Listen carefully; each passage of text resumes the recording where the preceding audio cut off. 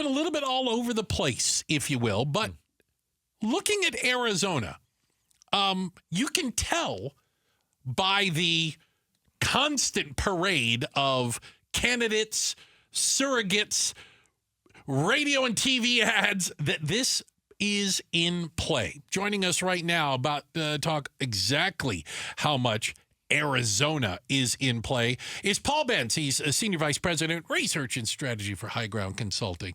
Paul, by the way, thanks for joining us. Thanks for having me. All right. And by the way, our sympathies, you have to deal with Coughlin on a regular basis.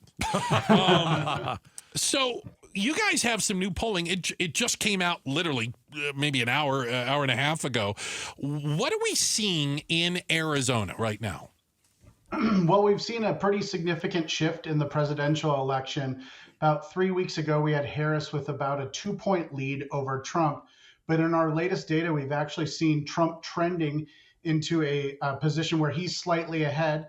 He's got about 46.8% of the vote compared to Harris having 46.2%. So 0.6%, well within the margin of error, but a very, very tight race. Why would Trump see? I've seen your polls and I saw the Harris +2, and I think you guys were a little bit of an outlier, don't you think? Because a lot of the polls that I saw was Trump +1 or Trump +2. You had Harris +2. Yeah, at the time, what we saw is initially our early polling after the primary had Harris +3. She got a little bit of a bump when she jumped into the race. We've seen that lead come down a little bit. But what we're seeing is there's been some back and forth among the numbers. Pretty much all of them are within the margin of error.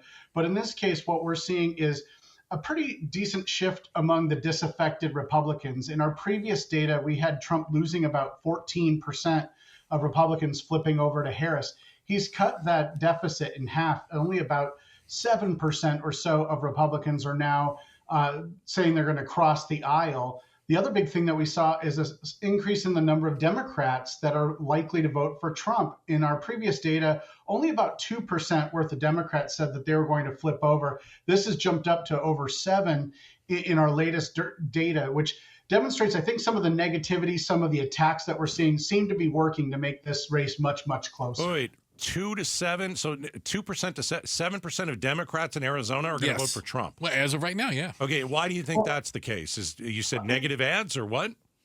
I think it's a couple of things. Traditionally, we see about the same number of Republicans flip over to one side versus Democrats flip over to the other.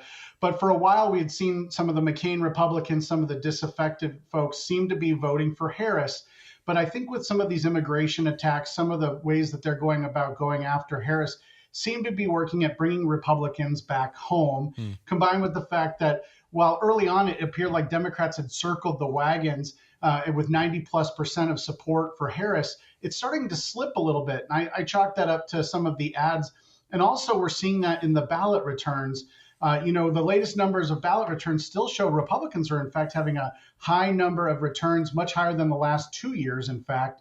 There's more enthusiasm among the Republican base right now. Yeah. I also, and by the way, I apologize. I should introduce, we're talking to Paul Bentz, the Senior Vice President, Research and Strategy at HighGround Consulting.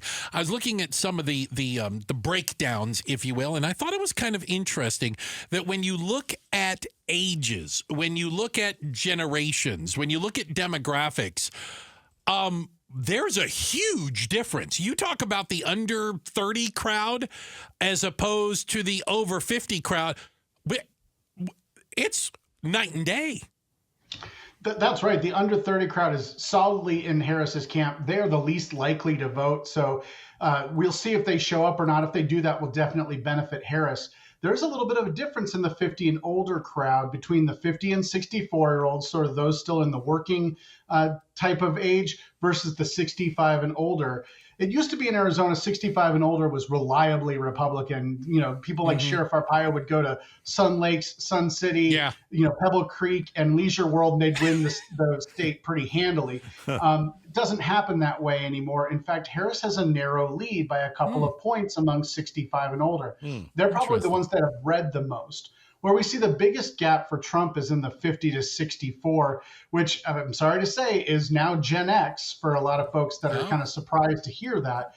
They seem to be much more pessimistic about the election. They seem to be much more concerned about costs. They seem to be much more likely to vote for Republicans in this upcoming election. Paul, appreciate your insight. Thank you so very much. Thanks for having me. That's Paul Bentz, Senior Vice President, Research and Strategy, HighGround Consulting, as a new poll has come out showing Arizona it's a toss-up, let's be honest. Yeah, Trump 46.8, Harris 46.2. Yeah. It's a HighGround poll. If you want to look at the U.S. Senate, Gallego 52%, Lake 42. That's, to me, that's a whole nother argument, right? Yeah. The same poll, the same people. So you've got a lot of Trump Gallego voters. I have some friends who love Trump, and they're not voting for Lake. And it's really incredible. Listen, Incredible. I know they exist. I know. The Trump Gallego voters. And there'll be a lot of them. That's crazy. What was the other thing? Today, J.D. Vance. Tomorrow, Bill Clinton. Mm-hmm. Thursday, Donald Trump. Friday, President Biden. Wow. Saturday, Tim Walz. In Phoenix. That's Phoenix. That's Arizona right here. Okay? Right. We are ground zero. Thanks for watching Outspoken with Bruce and Gaydos.